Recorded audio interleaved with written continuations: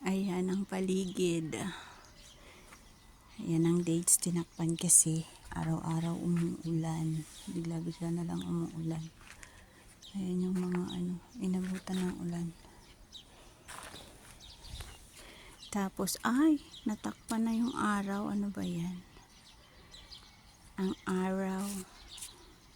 Dito, ang street light 24/7 or wala talagang patayan as in. Diba? Hindi kagaya sa Pilipinas na may time lang siya. Dito, hindi siya pinapatay. Ayan. Ayan ang bundok.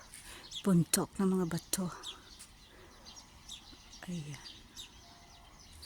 Ganyan lang ang paligid. Diyan yung tanim ng damo para sa tupa. At ang mga tupa ay nandun pa.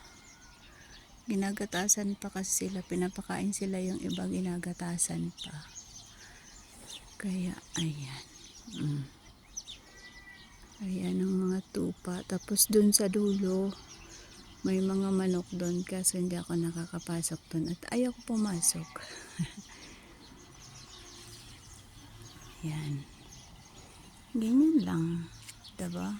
Ang lalaki ng mga bahay. Tapos tahimik lang silang namumuhay. Walang chismos sa kapitbahay. Alam niyo yun? Wala silang pakialam sa paligid. Wala silang pakialam sa mga tao.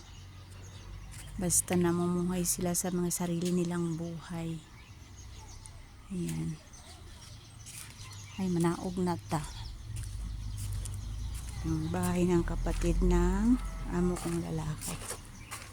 At may dumaan.